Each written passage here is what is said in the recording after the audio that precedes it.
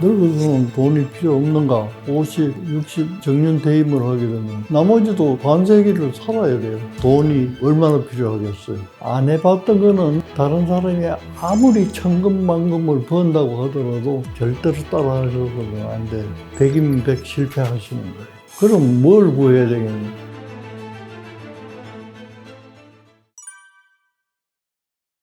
여러분 만나 뵙게 돼서 대단히 반갑습니다. 돈이 얼마나 중요한가? 그거는 저한테 물어볼 것도 없이 여러분들이 다 느낄 것입니다. 돈이 왜 중요하냐 하면 우리가 살아가는데 필요하기 때문에 중요한 거예요. 살아가는데 돈이 필요 없다면 그 중요할 이치가 없죠. 그런데 옛날에는 사실 돈이 그렇게 많이 필요한 건 아니었어요. 돈에 탐욕이 좀 많아가지고 부자인데도 더 부자가 되고 싶은 사람 몇몇을 제외하고는 뭐 돈에 대해서 그래도 적당히 있으면 괜찮다 이렇게 생각을 했는데 사회가 많이 변했어요. 저만 말하더라도 시대를 구분하자면 농경시대가 탄생을 했어요. 그 농경시대를 지내고 산업화 시대로 들어가고 그 다음에 중공업 시대로 들어가고 그 다음에 정보화 시대로 들어가고 요즘은 이제 뭐 또 인공지능 시대로 들어왔으니까 내가 농경시대의 사고방식을 가지고는 지금 돈을 이해할 수가 없어요. 그때는 많은 시인들이 어떻게 시를 읊었냐면 나물 먹고 물 마시고 내가 누울 한 평의 땅만 있으면 행복하다고 그랬어요. 요새 그런 얘기를 해가지고 동의해 주실 분이 누가 있겠어요? 없습니다. 저도 동의하지 않습니다. 그런데 돈이 왜 지금 더 필요하냐 하면 그 당시에 생활했던 생활 방식이라든지 그런 데 필요한 돈이 그렇게 많이 들지는 않았어요. 많이 들지 않는다는 건 여러분이 이렇게 생각하시면 돼요. 그때 냉장고가 없었어요. 그럼 냉장고 안 사도 되잖아요. 텔레비전이 없었어요. 텔레비 안 사도 되잖아요. 전화도 있는 집이 한두 집이지. 그러니까 전화도 안 사도 되잖아요. 핸드폰도 없었어요. 없으니까 안 사도 되잖아요. 그래도 다 행복한 생활을 할 수가 있었어요. 그 나름대로. 그러나 지금은 그런 조건을 가지고 행복하게 살 수는 없어요. 그러면 만족하고 행복하게 또 즐겁게 살 수 있다면 현재 사회가 요구하는 모든 것을 갖추어야 돼요. 여러분들이 지금 영상을 통해서 저를 보고 있지만 저 양복 입었잖아요. 옛날에는 이런 양복 뭐 필요 없어요. 그러니까 이런 걸 모든 것을 갖추자면은 뭐가 필요하겠어요? 돈이 필요한 거예요. 그런데 그때도 돈이 필요했어요. 뭐 음식도 사야 되고 주방기구도 사야 되고 그러니까 돈이 필요하긴 했지만은 그 가지수가 많지 않기 때문에 돈이 필요한 양이 적었다 그 얘기예요. 지금에 비해서. 지금은 그 당시에서 상상할 수 없었던 많은 기기가 발달이 돼 있으니까 그걸 갖추지 않으면 살아갈 수가 없어요. 그걸 다 갖추자면 돈이 얼마나 필요하겠어요. 그 뭐 얼마라고 숫자로 제시하기는 어렵지만은 그 당시보다는 몇 배가 필요하다 그런 뜻이 되겠어요. 그러니까 돈이 왜 필요한가 이런 거는 논할 필요가 없어요. 필요한데 옛날에는 핸드폰이 없어도 살았지만 지금은 핸드폰은 필수품이에요. 핸드폰이 없으면 아무 일도 할 수가 없어요. 제가 여기까지 오는데 차를 타고 왔어요. 차가 없으면 움직일 수가 없어요. 뭐 이런 모든 것을 갖추자면 거기에 대한 비용을 다 지불해야 되잖아요. 그 비용이 어디서 납니까? 돈이잖아요. 그러니까 그때보다는 지금은 더 많은 시간을 투자하고 많은 일을 해서 더 많은 돈을 벌어야 지금의 생활을 그저 할 수가 있다. 화려하게 할 수는 없지만은 그래도 최소한의 그것은 할 수가 있다. 그렇게 하려고 하더라도 옛날에 비해서는 많은 돈을 필요로 한다. 이런 말씀을 드리겠습니다. 사람은 나면 누구나 성장하고 나이 들면 늙고 그래요. 나이 들면 활동력이 떨어지고 또 기능이 떨어지고 사회적인 역할을 하는 여러 가지가 떨어집니다. 떨어지지 않는다고 하더라도 사회적으로는 정년퇴임이라는 것을 만들어 두어가지고 일정한 나이가 되면 현직에서 이제 물러나야 되고 늙어서는 그러면 돈이 필요 없는가? 늙었다고 돈이 왜 필요 없겠어요? 나이 들어도 나이 든 만큼 또 필요한 게 있어요. 젊을 때는 필요 없던 돈이 나이 들어서 필요한 게 또 있어요. 그게 제일 많이 있는 게 뭐겠어요? 병이 나는 거예요.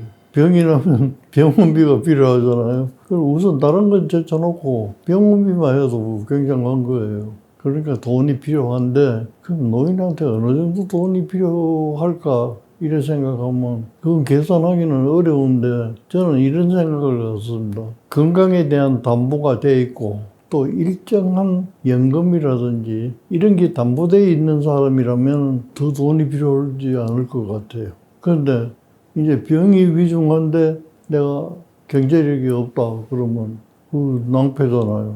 물론 이제 사회복지제도가 우리나라에서도 어느 정도 발달 도상에 있기 때문에 도움은 받을 수 있지만은 자기가 자기를 관리하는 것만큼은 도움을 받지를 못하잖아요. 그러니 노인이 되면 어느 정도 돈을 가져야 될까? 이건 참 어려운데 내가 한 가지 이 얘기를 하겠어요. 내 친구 중에 하나가 돈을 열심히 잘 벌어요. 또 재테크하는 기술이 있어가지고 경영을 잘하고 돈을 많이 벌어요.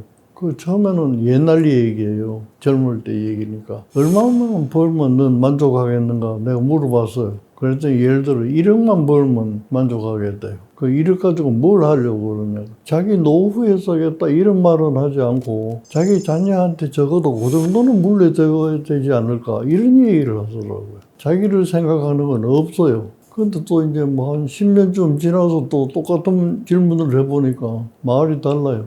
한 10억쯤은 있어야 되지 않을까. 이게 횟수가 갈수록 자꾸 늘어나더라고요. 그래서 내 생각에 돈이라는 것은 다다익선입니다. 많으면 많을수록 좋겠죠. 좋다는 것은 그것을 또 올바르게 쓸 수 있어야 좋은 거예요. 돈이라는 것은. 올바르게 쓸 수 없다면 돈은 없는 것만 못해요. 그래서 어느 정도를 가져야 나한테 좋을까? 이 기준은 없지만은 제 생각에는 적어도 다른 사람의 도움이 없이 내가 내 앞을 최소한 가릴 수 있는 수준 그것만 있으면 만족할 것 같아요. 모르겠어요. 다른 사람은 어떻게 생각하는지 모르겠는데 나는 그 정도만 있으면 더 바라지 않겠어요.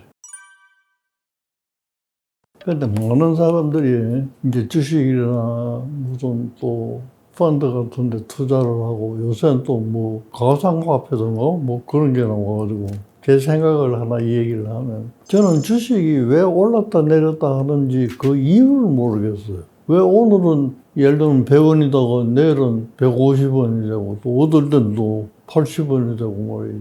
그 뭐 움직이는 것도 없는데 그러게 지금도 이해를 못해요 저는. 그 다음에 펀드라는 것도 그거는 뭐 투자겠지. 여러 사람이 돈을 이제 같이 투자를 해가 그 돈을 가지고 어떤 사업을 한다 이런 거 아니겠어요? 근데 그거는 미래도 불확실한 거고 난 또 거기에 대한 생각이 모자라가지고 해본 적도 없고 그래요. 그런데 주식을 딱 한 번 해왔어요. 이화대학에 있으면서 경영학과 교수가 친구인데 그 친구가 맨날 주식에 대해서 얘기를 해요. 그래서 내가 하나도 모른다고 그래가지고는 세상 못 산다고 막 주식을 알아야 된다. 그거 알아서 나쁠 건 없고 그걸 어떻게 알면 되나 투자를 해야 된다.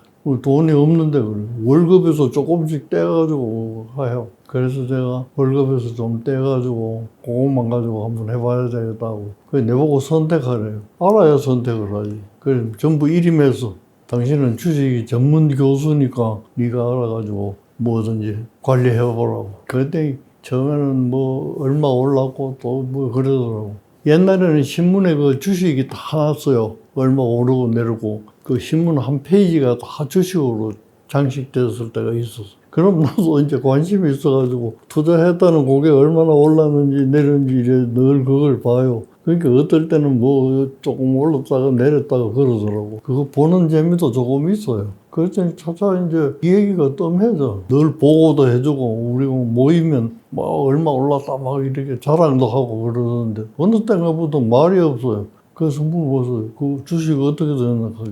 주식 망했대. 없어져.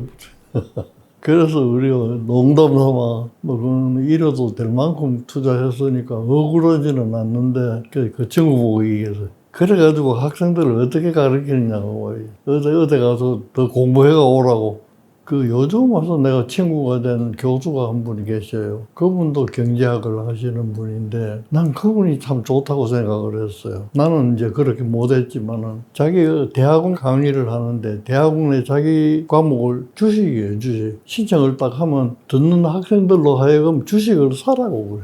자기한테 강의를 끝까지 들을 때까지 주식을 사야 돼. 근데 뭐를 사라 이게 아니에요. 자기가 선택해서 자기 나름의 논리를 세워서 그걸 가지고 강의를 하는 거예요. 그러니까 강의가 끝날 때는 주식이 성공한 것도 있고 주식이 안 된 것도 있고 그래요, 학생들은.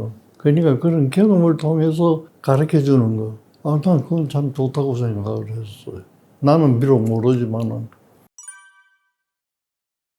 나도 사람이니까 욕심이 있어요. 젊을 때. 돈도 좀 있었으면 좋겠다 이런 거지만은 그런 죄책할 재주가 없어요. 근데 내가 돈에 대해서 잘못된 편견을 갖고 있었어요. 왜 그런가 생각을 하니까 어릴 때부터 돈은 나쁜 것이라고 생각을 했어요. 나쁘게 사용하는 게 너무 많으니까 나쁘다고 생각했어요. 이게 바보 같은 생각이에요. 뭐냐면 돈을 잘못 쓰는 행위가 나쁜 거지 돈이 나쁜 건 아니잖아요. 근데 나는 그때 생각이 모자라가지고 행위가 나쁘다고는 생각은 못하고 돈 그 자체가 나쁘다고 생각해요. 그래서 돈은 될 수 있는 대로 멀리하는 게 좋다는 편견을 갖고 있었어요. 그래서 이제 어른이 돼가지고 내 친구들이 한창 이제 지금 강남에 말죽거리 뭐 이러면서 땅 거래가 왕성할 때가 있었어요. 그럼 계약금 걸면 중도금 지불 안 해도 이게 뭐 더블로 올라가고 뭐 그런 시절이 있었어요. 그러니까 내 친구가 와가지고 나보고 땅 그걸 사자고.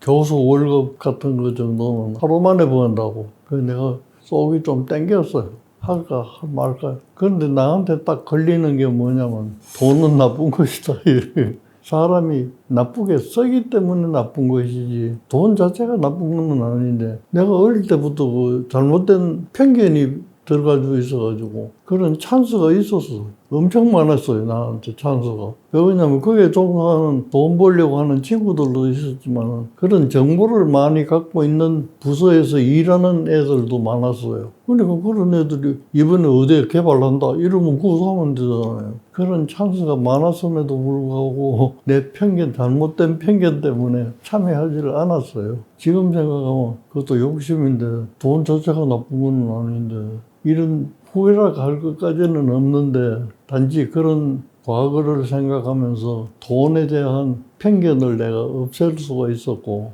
지금은 돈에 대한 올바른 생각을 갖고 있어요. 돈은 중요하다, 필요하다. 그러나 깨끗하게 벌고 깨끗하게 써야 된다. 절약이라는 말이 남았는데 나는 사실 절약을 더 많이 배운 사람이에요. 옛날은 가난할 때니까 내가 일제시대에 태어났어요. 일본이 우리나라를 강점하고 있을 때 그때 태어났기 때문에 바로 태평양 전쟁이 일어나가지고 전시로 이제 들어가니까 모든 것이 물건들이 모자라고 하니까 배급제도로 가고 이러니까 그때의 모토는 아끼는 방법밖에는 없어요. 생산되는 거는 일정한데 그것을 분배해서 우리가 나누어서 갖자니까 전쟁도 해야 되지. 그러니까 모든 물건을 아낄 수밖에 없는 거예요. 그러니까 어릴 때 내가 교육받은 거는 아끼는. 그래서 이런 일이 있어요. 어른이 돼가지고 그때는 이제 새마을 기차가 제일 좋은 기차라서 새마을 기차를 타고 밥을 먹는데 식당차가 있어요. 자기 혼자만 앉아 있을 수가 있는 게 아니잖아요. 식당이니까. 낯선 사람하고도 같이 앉아서 밥을 먹는데 내가 밥을 먹으면서 먹는 걸 보던 앞에 앉은 사람이 선생님 참 절약하는 습관이 대단한 것 같다고 이래요. 그걸 뭘 보고 그러십니까? 그러니까 내가 그 밥을 시켜놓고 밥을 먹는데 밥을 하나를 저기 접시에 붙어 있는 그거까지 다 뜯어 먹더래요. 이 사람은 굉장히 절약하는 사람이다. 이렇게 이제 생각을 하신 것 같아요. 저는 그렇게 습관이 붙어 있는 사람이에요. 그런데 이제 박정희 대통령이 되면서 산업화를 하면서 하신 말씀이 있는데 그걸 내가 잊을 수가 없어서 그때는 이해를 못했어요. 여러분, 우리가 경제를 발전시키면 앞으로는 소비가 미덕일 때가 옵니다. 이러더라고. 이상하다. 절약이 미덕이지 어째서 소비가 미덕인가? 어른 돼서도 그걸 생각을 못했어요. 그런 일이 있었는데 절약이라는 것도 필요할 때 절약을 하셔야지 소비가 미덕일 때는 소비를 하셔야 돼요. 그럼 이렇게 설명하면 납득을 하실 수가 있어요. 여러분 아버지가 예를 들면 어떤 공장에 취직했어요. 그 취직해가지고 그 공장이 발전하자면 그 물건이 많이 팔려야 돼요. 근데 세상 사람들이 절약한다고 그 물건을 안 사주면 그 공장은 망하잖아요. 그 망하면 아버지가 직장을 잃잖아요. 그럼 우리 집 가게는 뭘 가지고 하나요? 요즘은 생산을 해놓고 광고를 해가지고 파는 거예요. 그러니까 난 생각도 안 했지만 광고를 이래 들어보면 저거 필요하겠구나. 그래서 사는 거예요. 그 옛날엔 필요하면 필요한 것만큼 주문을 해서 샀어. 이게 달라진 거예요. 그래서 절약이라는 것도 절약할 때 절약을 해야 되고 소비를 해야 될 때 해야 된다. 나는 그렇게 생각을 해요. 내가 한 가지 예를 들어서 여러분들에게 이해를 구하고자 하는데 내 고등사촌 여동생이 하나 있어요. 학교 선생 노릇을 하는데 이제 연금도 타고 딸이 하나 있어요. 딸은 이제 성장해서 결혼해서 미국 가서 그 미국 시민이 돼서 잘 살아요. 그런데 내 누이 동생은 연금도 절약하고 수입이 있는 것도 절약하고 해서 말이야 모으는 거예요. 그 내 매제는 말이지. 그거 좀 써자. 우리 둘이밖에 안 남았는데 좀 써자. 안 된다. 그거 뭐 하려고 그러냐. 딸을 줘야 된다. 굶어가면서 딸을 줘야 된다. 그러면 이제 추석이나 절이 되면 나한테 인사하러 와요. 인사하러 오면 인사가 아니라 둘이 내 앞에서 싸워요. 내 누이 동생은 딸 준다고 이걸 막 아끼고 말이지. 우리 둘이 어디 극장 구경 한번 가자고 그래도 그거 아껴가지고 잘 줘야 된다고. 걔가 못 살면 몰라도 말이지. 미국 가서 잘 살고 있는데 그런다는. 그것뿐 아니라 우리 둘이가 죽으면 어떻게 할까 하는 것 가지고도 싸워요. 내 누이는 묘지에 묻히고 싶다. 내 매제는 화장해서 산천에 날리고 싶다. 이게 합의가 되지 않는 거예요. 그래서 나보고 와서 맨날 이걸 어떻게 판단을 해달라고. 그래서 내가 이런 판단을 했어요. 죽은 사람은 아무것도 모르니까 살아남은 사람 마음대로 하는 거다. 그렇게 이제 판단을 해줬는데 그렇게 너무 누굴 주려고 애낀다. 뭐 그것도 자기가 즐거우니까 그렇게 하겠지만은 그 즐거움도 좋지만은 자기들을 위해서 소비를 할 줄 아는 그것이 더 중요하다. 그것도. 그래서 절약할 때와 소비할 때를 구분할 수 있는 우리가 소양을 좀 지녀야 되겠다. 그런 생각을 가집니다. 말은 그렇게 쉬워요. 절약할 때 절약하고 소비할 때 소비하고. 그런데 우리 마음이라는 게 그렇지 않잖아요. 견물생심이라고 말이지.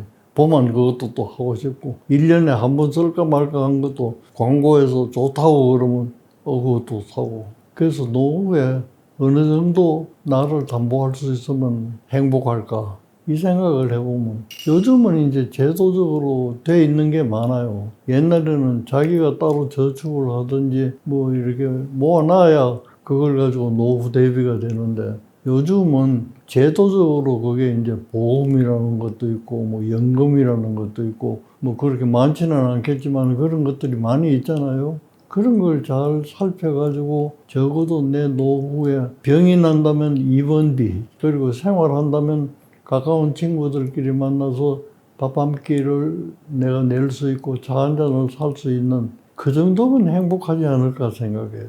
돈이 많으면 많을수록 나는 불행하다고 생각해요. 이것도 내 편견이에요. 잘못된 편견인데 제 경험을 한번 얘기를 하면 네팔이라는 곳에 의료 봉사를 학생들하고 교수님들을 어울러가지고 정년 퇴임할 때까지 한 13년 동안을 다녔어요. 매년. 우리가 옛날에 내가 농경 시대 경험했던 그런 상황이에요. 카트만두가 수도인데 거기 가야 겨우 뭐 병원이 있고 산골짜기는 없어요. 이제 그런 데를 우리가 이제 찾아가서 봉사도 해주고 이랬단 말이에요. 그 사람들 생활하는 거 가만히 보면 미래가 없어요. 내가 보기에는. 왜냐면 미래에 담보된 게 아무것도 없는 거예요. 보험이 있나 뭐 있나 말이지. 겨우이자 겨우에 자기가 지가 운막 같은 데서 사는 집 하나 하고 그 앞에 텃밭 가지고 거기서 나오는 거 가지고 먹고 살고 이런데 무슨 발전이 있겠어요. 그래서 그런 걸 보면서 적어도 자기를 담보할 수 있는 두 가지. 하나는 건강이에요. 건강을 여러분들이 병이 나서 중요하다 이걸 알지만은 지금부터라도 건강에 대한 유의를 하셔야 돼요. 건강하면 못할 게 없어요. 뭘 하더라도 할 수가 있는데 아무리 내가 재주가 많다고 하더라도 건강이 담보되지 않으면 그걸 할 수가 없는 거예요. 그러니까 건강이 얼마나 중요하다는 걸 여러분들이 아실 수가 있을 거예요. 그 다음에는 이제 요즘 나와 있는 여러 가지 방법들 그걸 통해 가지고 적어도 내 노후에 할 수 있는 그 정도를 장만할 수 있는 그거는 지금부터 장만하셔야지 그때 가서 아이쿠 하고 장만하려고 해도 그건 장만이 되지는 않는 거예요. 보험이라든지 뭐 연금이라든지 이런 거는 세월이 필요한 거예요. 10년이 20년, 20년이 20년 이 기간이 필요하기 때문에 그동안을 꾸준히 그것을 해나간다면 내 앞그림 정도는 얼마든지 할 수가 있을 것 같아요. 그래서 저도 갖고 있는 지병이 많은데 정말로 건강을 여러분들의 첫째 삶의 목표라고 생각을 했어요. 자, 여러분들은 지금 내 나이만큼은 안 돼서라고 생각을 합니다. 듣는 분들이 대체로 한 50대나 60대 그 정도가 아닐까 생각을 하는데 요즘은 이제 100세 시대라고 그래요. 그 100세 시대니까 50, 60 이럴 때 이제 정년 퇴임을 하게 되면 나머지도 반세기를 살아야 돼요. 그래서 저는 생각해요. 인생 이모작이라고 생각을 합니다. 논에서 잘 갖고만 쌀도 이모작 할 수 있잖아요. 그렇듯이 나이가 이제 연장이 되니까 정년 퇴임을 맞으면 그 다음을 어떡하란 말이에요. 어떻게든 살아야 되잖아요. 그것도 재미있게 좀 살자면 결국은 준비할 수밖에 없는 거예요. 이 준비를 이제 어떻게 하는 게 좋을까 고민일 거예요. 그것은 여러분들이 선택해서 여러분들이 만들으셔야 돼요. 전반적인 지내간 세월의 삶이라고 하는 것은 어떻게 보면 정해진 삶이에요. 회사에 취직한다, 뭐 무슨 자영업을 한다, 노동을 한다. 정해져 있는 거예요, 정해져. 그러나 정년 퇴임 이후에 이모작 인생을 사는 것은 내가 만들어 살아야 되는 거예요. 그때 못 해봤던 걸 해보고 싶은 것도 있을 것이고 또 그때 잘했던 걸 연장해서 할 수도 있는 것이고 그렇거든요. 또 제 얘기 하나를 말씀드리면 나는 죽을 때까지 재미있게 살고 싶다. 이걸 2013년도에 출간을 해서 베스트셀러가 됐어요. 그게 뭐 40만 부가 넘어서 이제 독자들하고 만나는 건데 그게 되니까 이제 여기저기서 이제 재밌게 살고 싶다 했어요. 어떻게 재밌게 살았는가. 그 이제 강연을 해달라고 초청을 많이 받았어요. 한 번은 초청 받아가지고 가니까 제목이 돈도 잘 벌고 죽을 때까지 재밌게 사는 법. 이래 돼 있어요. 나는 그냥 책 제목을 냈는데.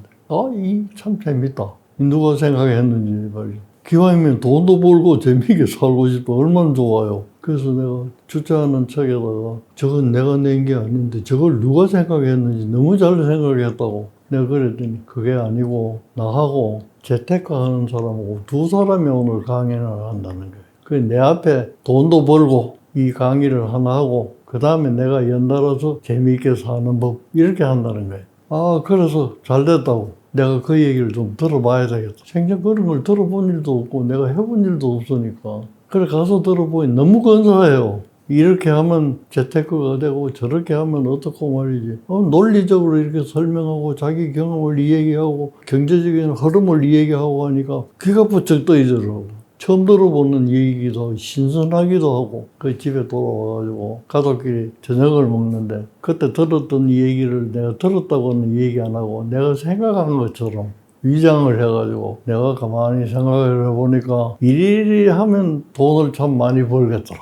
이렇게 얘기했어. 가족들이 깜짝 놀라면서 아빠 진짜 그런 생각을 해서 우리가 지금보다는 훨씬 부자로 살 수 있을 건데 그때는 생각 안 하고 왜 지금 그래가지고 내가 농담을 해서 알았다 할 때가 빠른 거다. 그러니까 지금 내가 그걸 한번 시작해 보려고 한다. 여러분들이 이제 재테크하는 이제 그런 사회 교육도 많고 하니까 그거 듣고 한번 해봐야 되겠다 이런 생각을 하는데 나 모양으로 해보지도 않았는데 그 말이 좋다고 해서 덥석 이러면 여러분들은 실패해요. 내가 그 환자로 만나서 대화해 본 사람 중에 제일 많은 사람들이 학교 선생님, 은행에 다니던 사람 그 뭐 돈에 대해서 이래 잘 알 거겠죠. 어리숙하게 말도 못해. 남이 이래 한다 하면 막 따라하고. 특히 또 군인들, 경찰 이런 공무원 하던 사람들, 다른 사람들의 가문이설에 많이 속아가지고 하는 분들이 많아요. 그러지 말고 이건 내 이모작이에요. 내 이모작. 그러니까 내가 꾸며서 내가 만들어야 되는 거예요. 그 내가 만들자면 그 사람 귀에 솔깃할 게 아니라 그런 얘기는 참고할 뿐인 거예요. 그럼 뭘 구해야 되겠냐? 내가 꼭 해봤으면 좋겠는데 안 해본 거. 그걸 선택해 보세요. 그 다음에는 지금까지 해보던 전문직인데 그게 연속해서 되질 수 있으면 그거 따라가면 더 안 배워도 되고 쉽잖아요. 그러니까 그걸 선택하는데 기본적으로 안 해봤던 거는 다른 사람이 아무리 천금만금을 번다고 하더라도 절대로 따라하셔서는 안 돼요. 내가 해보던 거, 안 해봤지만은 어릴 때부터 요거는 한번 해봤으면 좋겠다 생각했던 거. 그 두 가지 중에서 여러분들이 한번 설계를 해보세요. 그러면 그거는 성공할 가능성이 많지만은 전혀 안 해본 걸 다른 사람이 여기서 장사하면 된다. 이 말 듣고 하시면 100이면 100 실패하시는 거예요. 제 말씀이 귀에 들어갈는지는 모르겠는데 내 경험상 그렇더라는 얘기예요. 저는 다행히 이제 전문직인 그 의사이기 때문에 환자를 안 보더라도 이런 유튜브나 이런 걸 통해서 여러분들과 만나서 그런 병리 얘기라든지 하면은 내 얘기를 듣고 그래서는 안 되겠구나 하는 것도 알 수 있으니까 그것도 내가 여러분들에게 내 전공하는 걸 가지고 봉사해 줄 수 있는 거라고 생각하기 때문에 지금 일일이 이제 제가 옛날처럼 환자는 안 보지만 책을 쓴다든지 강연을 한다든지 유튜브를 한다든지 대상이 더 많잖아요. 그런 걸로 이제 연속해서 하기 때문에 그렇게 큰 고통은 없었어요, 저는. 아들, 딸한테 물리줘봐야 아무 소용없다. 네가 다 써보죠. 난 벌써 다 나눠줬는데. 그러면 너는 노후에 요양원밖에 갈 데가 없다. 애들은 품 안에 들어올 때 자식이지 크면 남이다. 다 준다는 것도 틀린 얘기예요. 주면 공짜라고 생각하는 거예요. 공돈은 자기가 번 돈보다는 해퍼요. 그 다음에 다 쏘고 죽어라. 그 말도 난 틀렸어요. 그럼 어떻게 해야 되겠는가?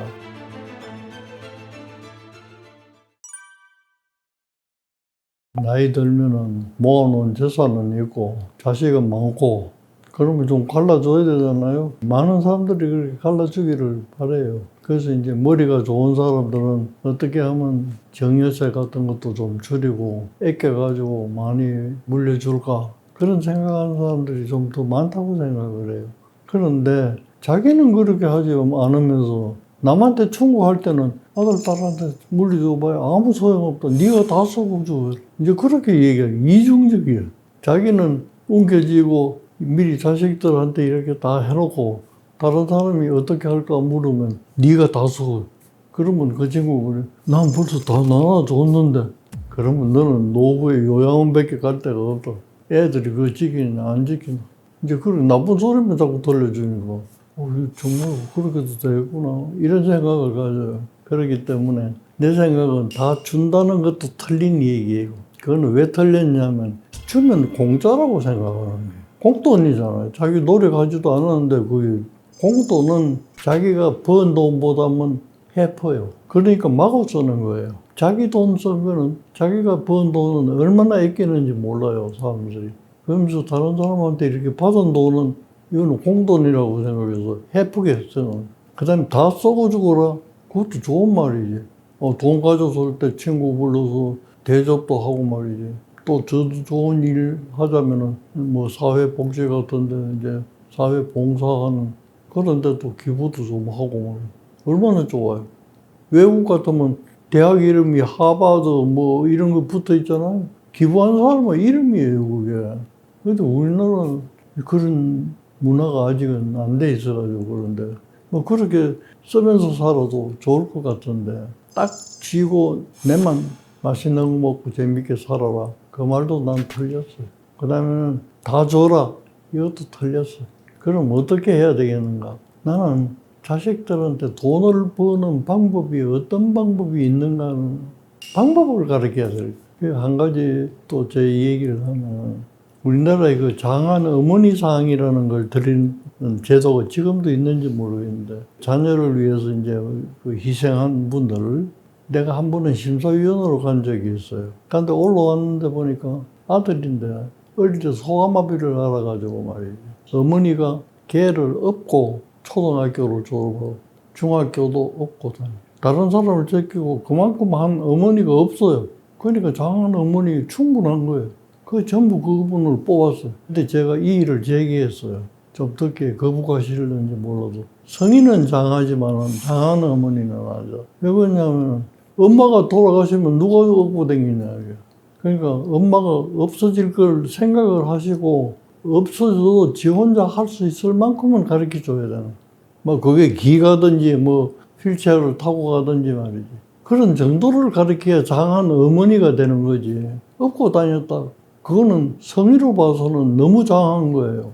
아무도 할 수 없는 일이긴 하지만은 그렇게 가르치는 게 더 장한 어머니다. 이렇게 반대를 했는데 그 몇 표 중에 내가 한 표만 반대가 채택되지를 않았어요. 나는 아직도 그 생각은 옳다고 생각을 한다. 아무도 없더라도 자기가 갖고 있는 불편함을 갖고 그걸 가지고 그래도 최소한 살아갈 수 있는 방법을 가르쳐 줘야 된다. 다 쓰고 아니면 다 물려주자. 두 가지 다 난 옳지 않다고 생각하고 그 중간쯤 되는 특히 잘 살자면 자기가 돈을 버는 방법, 살아가는 방법 이것을 가르치는 것이 장한 부모가 되지 않을까 그런 생각을 갖습니다.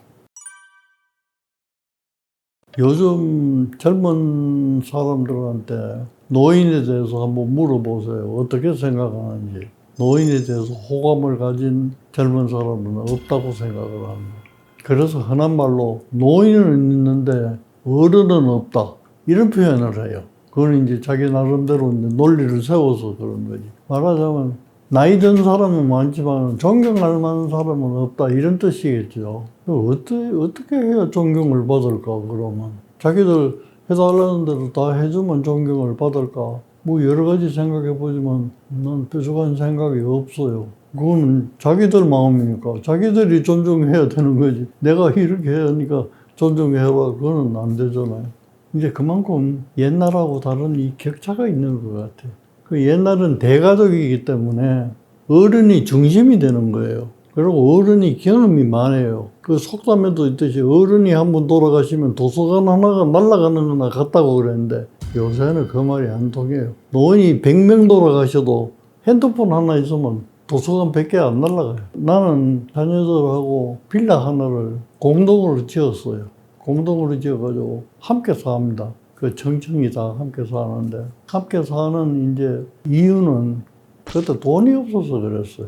전세 든 돈을 합하면 집을 하나 지을 수 있다고 생각을 했어요. 그래서 시작해본 조그마한 이제 빌라를 지어가지고 각 층마다 이제 자기 취미대로 꾸며가지고 자기 집이 생긴 거잖아요. 그렇게 해서 이제 사는데 살 때 이제 그 약속을 한 게 있어요. 뭐냐면은 내가 아버지잖아요. 전부 아들, 딸인데 내가 그 집에 가고 싶으면 언제든지 갈 수 있어야 되잖아요. 요새는 그 싫어해요, 젊은 사람들. 그래서 규칙을 정하기를 내가 방문하고 싶으면 전화를 걸어요. 내가 이런 용무로 가고 싶은데 가도 좋으냐? 오세요. 그러면 가고 지금 안 돼요. 그러면 뭐 못 가. 그래서 서로 비밀번호를 몰라요. 비밀번호가 공개된 거는 우리 집밖에 없어요. 우리 집에는 누구나 출입해도 된다고 내가 허락했어. 그러나 형제들 사이에 또 부자간에 허락 없이는 안 들어가는 거. 그거는 상대방을 존중해 준다는 뜻이에요. 이제 그거를 집 짓고 지금 20년 넘어 사는데 그걸 지키고 나니까 가까이 있어도 뭐 트러블 생길 게 없어요. 그리고 편리한 점도 많고 그렇기 때문에 꼭 이런 거는 하지 말아야 하는 것은 간섭. 간섭을 하려면 성년이 되기 이전에 법률적으로는 18살이 되기 이전까지 가르쳐야 돼요. 그때는 간섭해야 돼요. 아무것도 모르는 애들이니까 내 경험을 가지고 내 지식을 가지고 간섭을 해야죠. 자아가 발달하고 자기 주체성이 생기고 자기 나름대로 살고 싶은 목적이 생기고 그런 애들을 앉혀놓고 이렇게 살아야 된단다. 그건 공자 말씀도 안 통하는 거예요. 그렇기 때문에 많은 것을 내가 말씀드리고 싶지만은 시간이 없으니까 딱 한 가지만 얘기하라고 그런다면 간섭하지 마세요. 간섭을 하지 말되 자녀가 도와달라는 게 있으면은 그거는 성의껏 도와야 되지 싶어요. 자기 힘으로 다 했는데 이게 잘 안 되니까 조금 도와주세요. 그건 도와야 될 것 같아요. 그건 지금 내 생각입니다. 그러나 제대로 놔둬도 잘 사는 애들을 가지고 이렇게 살아라, 저렇게 살아라, 그렇게 하면 안 된다. 이건 다 잔소리일 뿐이에요. 내가 아무리 좋은 말을 한다고 하더라도 3번 하면 잔소리예요. 그래서 노인이 되면은 절대로 간섭하지 않는다. 간섭하지 않으려면 자기 주장을 고집하지 말아야 돼요. 자기 때는 통했던 거예요. 그러나 지금은 세월이 어떻게 바뀌었는데, 그러니까 뭣도 모르는 사람이 잘 아는 사람을 가르치려고 하는 거나 마찬가지고. 자, 우리가 성장할 때는 GNP가 100불이 안 됐어요. $70 뭐 이럴 때가 있었어. 지금 몇 불입니까? 3만 불이 넘는데. 그러면 3만 불짜리를 $100가 가르치려고 하는 거나 같은 거예요. 그래서 어른이 되자면 첫째 간섭하지 말고 자기 자녀라도 어른이 됐다면 그 힘을 믿고 존중해주는 이런 자세만 있다면 노인이 아니라 어른 대접받을 것 같습니다. 노인이 되어가지고 돈에 대해서 이것만은 절대로 하면 안 된다. 이런 질문이 있어요. 대답하기 너무 어려워요. 그런데 이런 걸 한번 예를 들어보면 조금 간접적으로 이해할 수 있을는지 모르겠는데, 내가 오래전에 그 네팔 의료봉사를 그 학교에 있을 때 13년 동안 지속적으로 했기 때문에 그게 뭐 누가 추천을 해가지고 MBC 그 봉사 대상을 받은 적이 있어요. 상도 나오고 상금이 나오는데 상금이 그때 돈으로 1,000만 원이 나오더라고요. 그 세금 떼고 뭐 이제 얼마 받았는데 나는 그 돈을 받고 그만한 큰 돈을 내가 한몫 손에 넣어 본 적이 없어요. 한 사흘 동안 잠을 못 잤어요. 기와집 짓느라 2,000만 원을 가지고 뭘 할까. 기와집 하나 지어놨어요.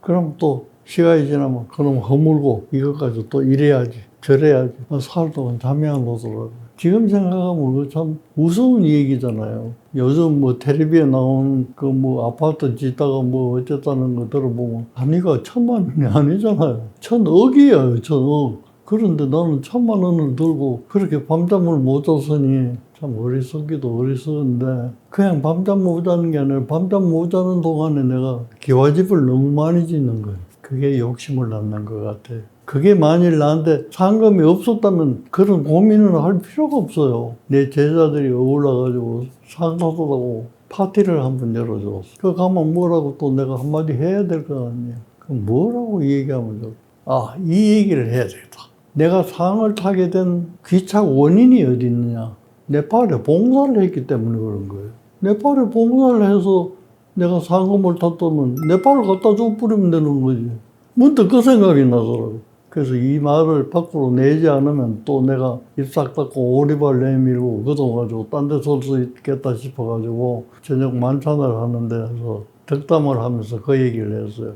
너희들 보기엔 내가 창피하지만은 이 1,000만 원을 가지고 사흘 밤을 잠을 자지 못했다. 그래, 잠을 자도록 정리하는 데는 네팔 때문에 이 상을 받게 되고 그 상에 따라오는 부상으로 1,000만 원을 받았으니 이 돈을 네팔에 갔다가 또 봉사를 하면은 제자리에 찾아가는 것이 아닐까. 그렇게 생각하고 나니까 잠이 너무 잘 오더라. 그래서 정말로 네팔 갖다 줬어요.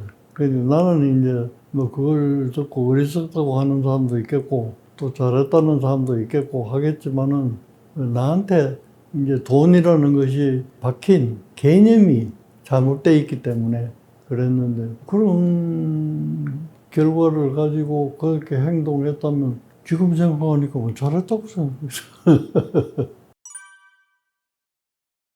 노후에 돈이 필요하죠. 돈이 대단히 중요합니다. 그런데 1순위는 되지 않을 것 같아요. 나보고 1순위를 해보라 그러면 건강을 추천하고 싶어요. 지금이라도 여러분들이 건강에 유의를 하시면, 나는 지병을 갖고 있지만은 이 지병은 할 수 없는 거예요. 병이 나한테 왔는 걸 어떡합니까? 그래서 내가 항상 강연할 때나 글 쓸 때 많이 쓰는 단어가 하나 있어요. 그럼에도 불구하고 앞에 걸 승인을 해야 돼. 나한테 온 것을 똑바로 승인을 해야 돼. 아니다, 이렇게 자꾸 거부를 하면은 그건 틀린 말이에요. 그러니까 지병이 나한테 있다는 것을 내가 인정을 해야 됩니다. 아, 나는 이런 병을 갖고 있구나. 그렇다면 그럼에도 불구하고 내가 어떻게 해야 이 병을 관리를 할 수 있을까? 이 생각이 미치는 거예요. 그러면 병원에서 처방해주는 약 잘 먹고 또 그게 해로운 짓을 내가 안 하고 그러면 될 것 아니에요. 그래서 저는 여러분들에게 1순위로 추천하고 싶은 것은 건강입니다. 지금 건강하지 않다고 하더라도 실망하시지 마시고 그것을 받아들이면서 그럼에도 불구하고 이것을 내가 어떻게 관리를 해야 될까? 여기에 관심을 가지시면 건강한 거나 마찬가지라고 생각을 합니다. 한 가지 또 이건 내 친구 얘기인데 서울대학 교수하는 내 친구인데 지금 물론 정년퇴임 하셨죠. 동갑이니까. 그분이 교직 생활을 할 때 외부로 나가서 강연을 청탁받고 강연을 어디 멀리 갔어요. 그때 부인이 쓰러졌어요. 내 혈관장애 때문에. 쓰러져서 응급실에 갔는데 이제 혈관이 막힌 장소가 수술하기가 아주 곤란한 그때만 지금부터 20년 전이니까 지금같이 발달되어 있지 않기 때문에 그때로서는 도저히 불가능한 장소야. 그래서 급히 돌아와서 보니까 이제 의사가 이건 수술이 불가능하다. 이렇게 이제 판단을 한 거예요. 같은 교수니까 이제 설명을 잘 해줬을 거 아니에요. 그러니까 남편으로서는 안타까운 거예요. 수술을 해가지고 뭐 사망하든지 살든지 그래야지 말이지. 수술도 안 해보고 이게 어려우니까 안 된다. 이건 안 된다고. 고집을 피워가지고 수술을 했어요. 그때 20년 전입니다. 부인이 아직 식물인간 상태 누워있어요. 그래서 의사 말을 들었으면 환자도 편안할 것이고 자기도 편안할 것이고 그런데 그 안타까움 때문에 이제 그렇게 고집을 하니까 의사들도 그렇다면 하고 수술을 해서 이제 식물인간이 돼버린 거예요. 그런데 문제는 지금 내 친구가 치매 상태. 자기 부인이 요양원에 누워있는지 뭐 물으면 죽었다고 그러고 엉뚱한 소리야. 이 둘 다 뭐겠어요? 건강이잖아요. 그러니까 여러분들이 건강에 유의하시고 혹시 건강에 탈이 났다고 하더라도 제가 말씀드리는 그럼에도 불구하고 이것은 이제 병이 있다는 것을 정직하게 인식하셔야 돼요. 그러면 거기에 대한 대책이 나오는 거예요. 차선의 대책이. 그걸 지켜나간다면 그건 유지하는 거거든요. 유지해도 얼마든지 갈 수가 있어요. 내 처형이 한 분 계시는데 사촌 처형이 이분이 100살이 넘었어요. 100살이 넘었는데 이래 주저앉다가 엉덩이 뼈가 부러져가지고 그 병원에 가니까 연세가 많아서 수술이 안 된다고 그래요. 그런데 이제 며칠 수술을 안 하고 이렇게 있는데 보니까 기력이 회복이 된 거예요. 그러니까 의사들 생각에 이 정도 기력이면 수술을 해도 되겠다. 그런 판단을 한 거예요. 그래서 수술을 하려고 이제 기초 조사를 다 한 거예요. 마취에 견디겠는가 못 견디겠는가 그걸 다 조사를 해보니까 병이 없는 데가 없어요. 평생 병원이라고는 가본 일이 없는 분이에요. 그런데 그런 심층적인 조사를 해보니까 탈이 나지 않는 기관이 없어요.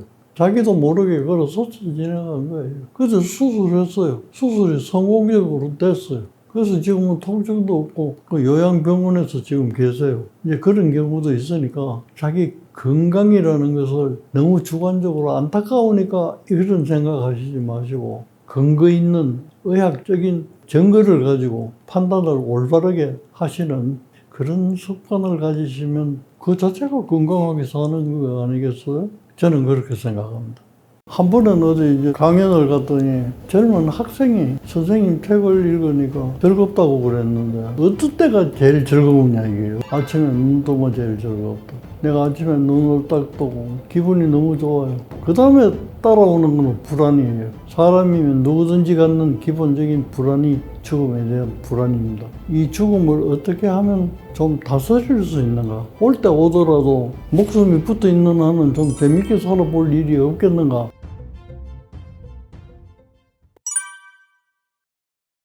내가 이제 조금 있으면 90세 반열에 오릅니다. 졸업하고 50주년이 돼가지고 우리 동기생들끼리 전부 모여가지고 미국 놀러 가자 그래. 그랬더니 그때 아픈 친구들도 있고 비행기를 그렇게 오래 탈 처지가 못 되니까 어제 가까운 데 가서 우리 만나서 얘기하고 노는 게 중요한 거지 구경하러 다닐 것이 못 된다. 이렇게 합의가 돼서 제주도에 갔어요. 마침 일요일이 끼어져. 종교 믿는 애들은 이제 교회도 가고 성당에도 가고 나는 따로 종교를 갖고 있지 않기 때문에 호텔 로비에 남아있는 친구들끼리 모여 앉아가지고 옛날 얘기하고 놀았어요. 노는데 간지 얼마 안 됐는데 성당에 간 친구들이 막 화가 나서 돌아왔어. 그 왜 그러냐고 그랬지. 성당에 갔더니 신부님이 처음 보는 얼굴이잖아. 신도가 아니니까. 중국에서 오셨습니까? 이래 물었어. 중국 관광객이 많으니까. 때로 이렇게 모여. 그거 아니라고. 우리가 여차여차해서 50주년을 해서 여기 왔다. 그러니까 신부님이 참 오래도 사셨습니다. 그런 말씀을 하셨대요. 오래도 살았다니. 그러면 진작 죽어야 될 사람이 아직도 살아있단 말인가? 친구들은 모두 그렇게 생각하는 거예요. 내가 달랬어요. 그 말이 맞다. 신부님이 우리를 저주하려고 그런 말씀을 하신 게 아니고 사실을 얘기한 거다. 내가 왜 그런 말을 했냐면 초등학교 4학년 때 해방이 됐으니까 내가 1학년부터 4학년 때까지는 군사훈련을 받았어요. 방공호에 숨는 거, 수류탄 던지는 거, 대창으로 허수아비 찌르는 거, 뭐 이런 거. 그런데 들어보셔서 아시는 분이 있을지 몰라도 그 일본의 가미가제 특공대라고 있어요. 비행기를 태워가지고 가는 연료만 넣어주는 거예요. 그러면 이제 비행기 가가지고 미국 함대가 있으면 함대에 들어박아서 잡혀가는 거예요. 그걸 몇 살 때 뽑냐면 초등학교 5학년부터 뽑는 거예요. 지금 생각하면 너무 잔인한 일이지. 그때 우리는 4학년이었어. 1년 차이 때문에 살아남은 거예요. 그게 얼마나 오래도 사셨습니다 하는 근거가 되느냐예요. 북한이 우리를 침략해가지고 내려온 게 1950년입니다. 1950년 때 우리는 몇 학년이냐? 중학교 3학년이에요. 그때도 징집해가는 때가 있었어요. 그 다음에 낙동강까지 막 밀려가지고 대한민국이 망하느냐 안 망하느냐 막 그런 기로에 있었어. 그럴 때는 이제 병력이 모자라잖아요. 그러면 길에 가는 사람 헌병들이 붙들고 신분증 보고 생년월일 보고 나이가 되면 그 자리에서 입대하는 거예요. 그래가지고도 인원이 모자라가지고 헌병들이 밤에 잠자는 가택수색을 해요. 집에 와가지고. 그래서 거기서 청년이 일어나면 또 생년월일이고. 나도 몇 번 잡혀갔어요. 키가 커가지고 그때 남보다 키가 좀 컸어요. 가면 이제 생년월일 보면 이제 한 해가 모자라거든. 그때는 6학년까지 있었어요. 3학년이 아니라. 그러니까 4학년부터 징집되는 거예요. 그러니까 1년 때문에 6.25 사변을 비껴간 거예요. 물론 이제 그 다음에 연령이 돼서는 다 갔지만 그때는 전쟁이 끝나고 이제 간 거니까. 그거는 다행한 일이에요. 그 다음에 4.19, 5.16 뭐 이런 격동기를 겪으면서도 별 탈 없이 이렇게 지내봤으니까 신부님이 하신 말씀은 참 그런 걸 용하게도 행운스럽게 피해서 오래도 사셨습니다. 그런 덕담인 거지. 신부님이 우리를 처음 보는데 악담할 이유가 어디 있겠느냐고 말이지. 제가 그런 논리를 세워서 설득을 했어요. 그건 아마 사실일 거예요. 이제 그런 일이 있는데 한 번은 어디 이제 강연을 갔더니 젊은 학생이 일어나서 선생님 책을 읽으니까 즐겁다고 그랬는데 어떤 때가 제일 즐거우냐 이게요. 그래서 내가 말을 했어요. 아침에 눈 뜨면 제일 즐겁다. 그러니까 그 학생이 이해를 못해요. 아침에 뭐 누구든지 다 눈 뜨는데 그게 뭐가 그렇게 즐겁습니까?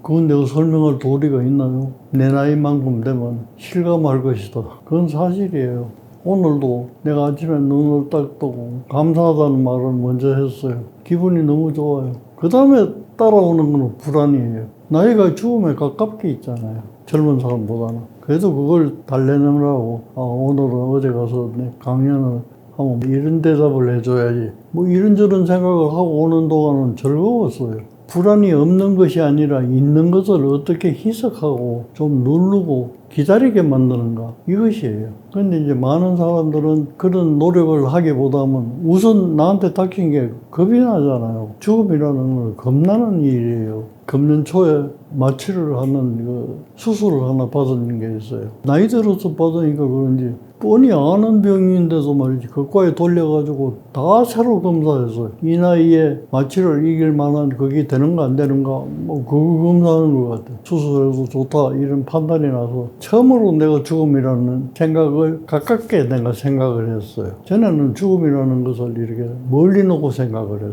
환자가 죽어나가는 것. 가족이 누가 죽어나가든지 간에 그건 조금 멀리 이렇게 두고 봤는데 내가 지금 수술을 받는다고 누워있으면 잘못되면 죽는 거잖아요. 그 나한테 닥친 거니까 내일 수술인데 오늘 불안하더라고. 이 불안을 어떻게 잠재워야 되는데 딱 하나 생각이 나는 게 옛날 어른들이 어떻게 죽고 싶은가.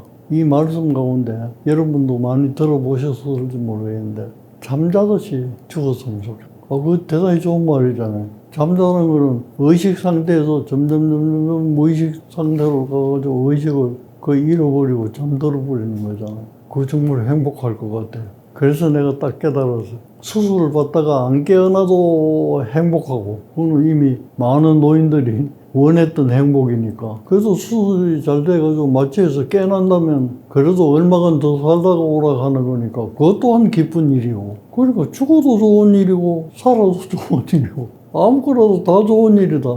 이렇게 정리가 돼요. 그러니까 마음이 너무 놓이더라고요. 그래서 이제 수술실에 들어갔어요. 들어가 이제 준비를 이래 하고 하는데 마취과 의사가 들었어요. 내 옆에 이래 앉더니 귀에다 대고 이런 말을 해요. 선생님, 제가 선생님한테 배운 제자예요. 제자가 커가지고 이제 마취과 교수가 된 거예요. 그게 난 또 너무 믿어온 거예요. 막연하게 믿어온 거예요. 내 제자면 당연히 나한테 잘해주겠지. 어이구, 반가워. 이랬더니 그 친구가 하는 얘기가, 선생님, 걱정 마세요. 내가 최고로 마취를 잘해드리겠습니다. 안심하세요. 이러는 거예요. 내 걱정 안 해. 자네가 해준다는데 내가 뭐 걱정할 게 뭐. 그 얘기를 딱 끝이고 그 다음에 또 소리가 들려요. 눈 떠보세요. 눈 떴어요. 눈 감으세요. 또 감았어요. 됐습니다. 병실로 옮깁니다.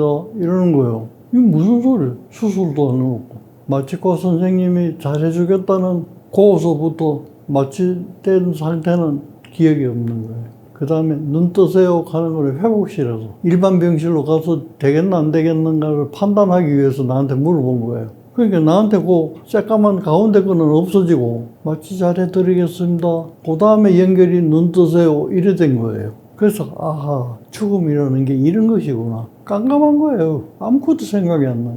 그렇다면 죽음을 겁낼 필요는 없어. 죽음 자체를 겁낼 필요는 없다고 생각을 해요. 지금 내 생각이 그래요. 그러나 뭐가 겁이 나느냐? 죽음에 이르는 과정이 겁이 나요. 고통스러운 거 많잖아요. 이제 그걸 어떻게 슬기롭게 견디는가 하는 것이 이제 불안한 거예요. 그 노인이 되면 모든 감각기관이 기능이 떨어지기 때문에 그런 것도 떨어지지 않을까 이래 생각했는데 그게 아니라 더 예민해지더라고요. 그래서 노인을 부모로 모시고 계시는 분이 있다면은 노인이 조만한 말 한마디에도 상당히 예민해진다는 것을 인식해 주셨으면 좋겠어요. 그런데 모든 것에 대해서 다 예민해지는 건 아니에요. 죽음에 대해서 예민해지는 거예요. 가뜩이나 불안해하는 사람한테 더 불안할 소리를 하시지 말고 그래도 좀 덕담으로 먼저 보기보다는 얼굴이 훨씬 혈색도 좋다 이래버리면 그것이 설령 거짓말이라고 하더라도 불안해하는 어른들이 자기의 불안을 이렇게 좀 주저앉히는데 도움이 되리라고 생각을 합니다. 근데 이제 노인이 예민해지는 거는 자기 신체에 관한, 그러니까 결국에 가서는 그 죽음에 관한, 그게 대한 불안이에요. 그것만 잘 극복할 수 있다면 노년은 뭐 그렇게 두려워할 건 없다고 생각이 되는데 그것이 너무 큰 문제잖아요. 다른 것은 한번 넘어지더라도 일어나면 되는 건데 죽음이라는 건 한번 가버리면 그와 똑같은 생활을 할 수 있는 상황에는 놓여 있지를 않기 때문에 미지의 세계에 떠나는 거니까 그래서 두려운 거예요. 그 두려움의 근원은 신체에 있는 거죠. 그래서 이제 노인이 예민해지는 거는 신체에 관한 거, 죽음에 관한 거. 그것을 젊은 분들이 조금 유의해 주시면 노인이 더 행복해질 것 같습니다. 죽음의 불안이라고 하는 것은 공부할 때 여러 가지 이제 아티클을 읽어보면 이런 게 있어요. 기본적인 불안이라는 거예요. 어린애도 죽음에 대한 불안은 있다고 그럽니다. 그 노인보다 적은 거는 살 날이 더 오래 남아있기 때문에 없는 것처럼 보이는 거지. 사람이면 누구든지 갖는 기본적인 불안이 죽음에 대한 불안입니다. 자, 이런 걸 너무 예민하게 어릴 때부터 죽음 이래가지고 우울증에 걸려가지고 병이 나는 사람이 있고 또 어떤 사람은 죽음이라는 게 도대체 뭔가 이걸 파고들어서 철학자가 되는 사람도 있어요. 또 이제 죽음에 이르는 과정을 그래도 조금 더 도와주기 위해서 의사가 되는 사람들도 있고 전부 그런 거예요. 근데 이제 죽음에 이르는 과정을 내가 어떻게 받아들일 것인가 하는 것은 그거는 각자의 몫이에요. 누가 이것이 반드시 뭐 옳다, 이것이 그러다 그렇게 말씀드리기는 어려워요. 그래서 노인이 되면은 젊은 사람들에 비해서 죽음에 이르는 시간이 얼마 남지 않았 그것이 다를 뿐인 거지. 모든 생명체는 다 나면 죽음에 이르잖아요. 생명체뿐 아니라 물체도 있으면 없어질 때가 있다는 거예요. 그리고 우주 만물은 다 생성이 된다면 멸하는 것이 있다. 이제 이런 것을 이제 우리가 생각하면서 살아야 되는데 젊을 때는 그런 거 생각할 여유가 없어요. 생활하는데 발등에 불이 떨어져서 그거 해결하기가 바쁜데 그거까지 생각할 그게 있겠나요? 그래서 이제 심리적으로 병이 나는 많은 사람들은 겉으로는 어떤 사건 때문에 스트레스 때문에 그렇다. 요새 같은 뭐 코로나 때문에 그렇다. 뭐 이렇게는 하지만은 그것을 더 깊이 파고 보면 죽음에 대한 공포 그런 거예요. 그래서 우리는 살아가면서 각자 나름대로 이 죽음을 어떻게 하면 좀 다스릴 수 있는가? 기왕 오는 거, 올 때 오더라도 그거 가지고 아침부터 밤까지 걱정하고 있을 필요가 있겠는가?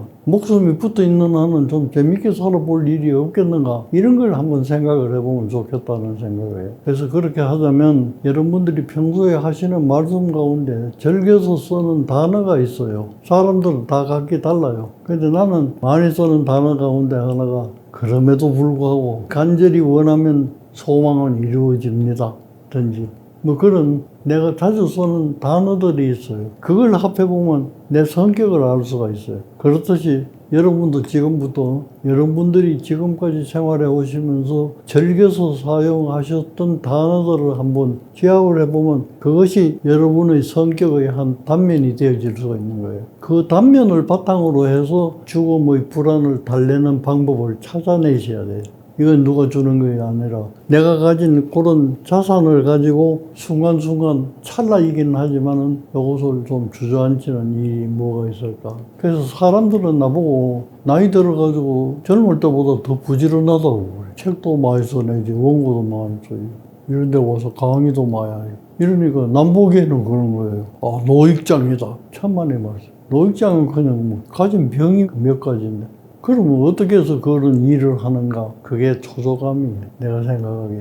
그 일을 함으로써 내가 가졌던 죽음에 대한 불안을 조금이라도 새길 수가 있어요.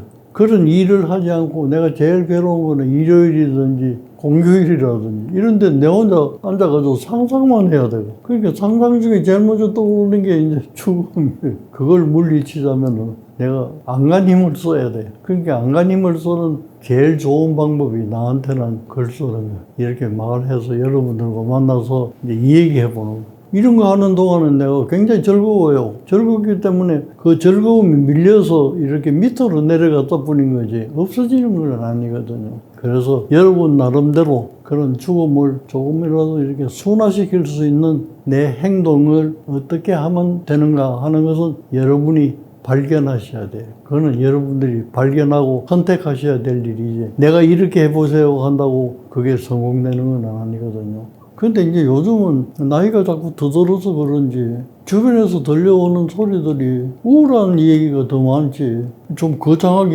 얘기하자면 사회, 정치적으로, 경제적으로 기분 좋은 일 하나도 없어요. 이제 그거는 나하고는 또 멀다고 떼내버리고. 자, 가까운 친구들, 친척들, 내가 아는 사람들, 존경하는 사람들, 이런 사람들에 대한 이제 부엄이 날라오기 시작하는 거예요. 그거 얼마나 슬퍼요. 그래서 이걸 이길 도리가 없어. 전에는 그런 일이 있어도 일상으로 돌아가는데 그렇게 어려움이 없었는데 이 나이가 되니까 일상으로 돌아가는데 조금 어려움이 있어요. 그래서 이제 그럼에도 불구하고 이건 내가 다른 사람한테 굉장히 권하는 말이에요. 근데 정작 다른 사람한테는 권해놓고 내한테는 이래 생각하니까 그래 내 마음에 한번 졸라보자. 뭘 가지고 졸를까? 웃음이라는 걸 생각했어요. 우리 정신과에서는 웃음 치료라는 말이 있어요. 웃겨가지고 치료한다 그 얘기.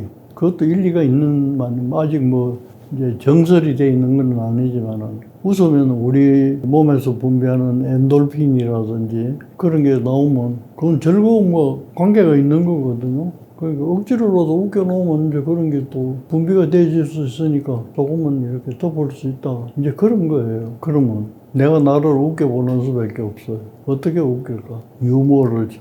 그래서 요새 내가 눈은 안 보이지만 나를 도와주는 이제 복지사의 도움을 받아가지고 인터넷에 돌아다니는 이제 유머 같은 걸 찾아요. 근데 옛날 같으면 그 유머를 내가 읽으면은 활짝 웃는데 그렇게 활짝 웃을 만한 유머가 없어요. 그건 내가 더 우울해졌다는 뜻이지. 그냥 이걸 듣고만 할 게 아니라 글을 쓰자. 몇 개나 쓰면 이 우울이 좀 주저앉는가. 그것도 한번 가늠해 볼 겸. 그래서 여러 가지 이제 유머를 찾아가지고 내가 글을 썼는데 한 지금 20몇 개 썼어요. 그런데도 원상대로 안 돌아가. 왜 안 돌아가느냐 생각하니까 원상대로 돌아갈 때쯤 되면 또 다른 소식이 들어.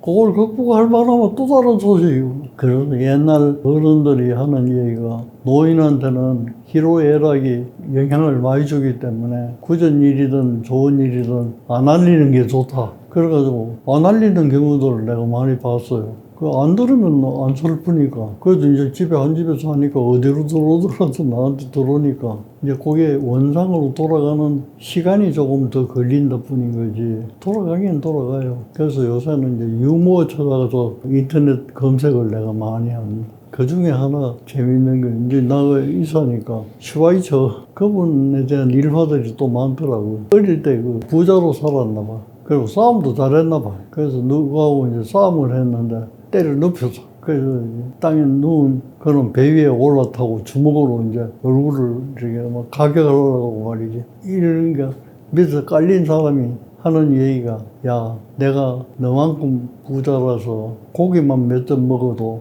니한테 이렇게 맞지는 않는다. 그런 말을 하는데 주먹이 가다가 멈춘 거예요. 자기가 써놓은 그 얘기해 놓은 게 있어 거기에. 그래서 자기가 생각을 바꿔가지고 오지로 가는데 영향을 받았다는 얘기예요. 그거는 유머이기도 하지만은 그 뒤에 숨은 뜻이라는 게 우리한테 시사해 주는 게 참 많잖아요. 한 사람의 평생 진로를 그 오지에 가서 봉사하도록 만들어주는, 물론 그런 목적을 가지고 한 얘기는 아니지만은 그것을 들은 슈바이처가 그렇게 느끼고 그렇게 평생을 행동하고 살았다는 게 중요하잖아요. 이제 이런 얘기도 이제 써가면서 내 경험에 그와 비슷한 걸 또 뭐 이제 갖다 붙이고 이제 그 재미로 조금씩 죽음의 불안으로부터 좀 벗어나려고 애는 쓰고 있어요. 애는 쓰고 있는데 그거는 없앨 수는 없어요. 희석할 수는 있지만은 없앨 수는 없어요. 그런데 이걸 좀 더 건설적으로 얘기하자면 그것을 잘 활용하면 생산적으로 쓸 수가 있어요. 그게 철학자들이 사유하는 거예요. 죽음이 도대체 뭔가 깊이 생각하다 보니까 그렇게 좋은 이론도 나오고 그런 좋은 말도 나오고 그런 거예요. 그 여러분들도 아까 내가 얘기했지만 죽음 자체는 겁낼 거 없어요. 아무도 모르니까 뭐 겁낼 거 어디 있어. 과정이 겁이 나는데 그 겁이 나는 것도 그럼에도 불구하고 하면서 내가 가진 것을 총동원해서 대응할 수 있다면 그 찰나찰나 순간은 죽음으로부터 벗어날 수가 있는 거예요. 과정으로부터. 그래서 그런 노력은 하면서 살면은 그게 모이면 또 큰 재미가 안 되겠어요? 그냥 두렵다고 두누가지고 두려워 겁나 그리고 울고만 있다고 해서 죽음이 안 올 것도 아니잖아요. 한번 해보세요. 긴 시간 저희 얘기를 경청해 주셔서 대단히 감사합니다. 이런 얘기를 함으로써 앞에서 얘기했다시피 그런 불안들도 좀 잠재울 수 있고 순간이긴 하지만 그러나 그 순간순간을 모아놓으면 큰 게 되는 거니까 나는 여러분들한테 이 조그마한 얘기를 해드리고 더 많은 것을 내가 얻어가게 되는 겁니다. 마지막으로 여러분들께 내가 하고 싶은 한 말씀이 있다면은 말은 참 많아요. 뭐 몇 시간 하라고 그래도 내 경험이 있으니까 하면 되는데 꼭 한 가지만 얘기하라 이런다면은 나는 분수대로 살면 참 좋지 않을까 하면서. 우리가 분수라는 말은 잘못 들으면 비하하는 말로 들리기도 해요. 나는 그런 뜻이 아니고 고상하게 얘기한다면 소크라테스가 얘기했다는 자기 자신을 알아라. 이런 말이 지금 남아있잖아요. 그걸 다른 말로 하면 분수를 아는 거예요. 내가 나 자신을 있는 그대로 아는 것이 분수예요. 재밌는 얘기는 소크라테스가 하도 그런 얘기를 하니까 제자들이 물었대요. 그렇다면 선생님은 선생님을 얼마나 압니까? 이런 질문을 했대요. 대답은 놀랍게도 모른다. 그러니까 제자들이 또 자기도 모르면서 왜 그러면 자기 자신을 나가려고 그만큼 얘기했느냐. 그러니까 대답이 또 참 재밌어요. 내가 나를 모른다는 것을 내가 알고 있다. 그런 얘기. 이제 뭐 그런 얘기까지 내가 이제 얽어가지고 분수라는 것은 자기 자신을 알라 그 얘기예요. 자기 자신을 똑바로 알고 과장하지 않고, 예를 들면 나는 요만한데 이만큼 부풀려서 남한테 보인다든지, 나는 요만한데 이거보다 축소해가지고 막 겸손한 채 감춘다든지 그러시지 마시고, 내가 가진 것을 정직하게 가졌다고 얘기하면서 살아갈 수 있는 분수를 지킬 수 있다면은 그것이 일생을 살아도 후회되지 않는 삶이 되지 않을까, 그런 생각을 해봅니다. 지금까지 경청해 주셔서 정말 감사드립니다. 많은 것을 여러분들로부터 배우고 받아가는 그런 점입니다. 오늘 하루도 저한테는 대단히 즐거운 하루가 될 것입니다. 고맙습니다. IT 산업과 반도체를 전체적으로 함께 볼 생각입니다. 왜냐하면 반도체는 IT 산업을 이루는 근간이고 핵심이 되기 때문에. 최근 서울에서는 물 들어왔을 때 노져야죠. 대형 평수 아파트 하나, 소형 하나, 한가 하나 바꿔도 돈이 남아. 그것만 아셔도 부동산의 가격 전망을 어느 정도 하실 수 있다.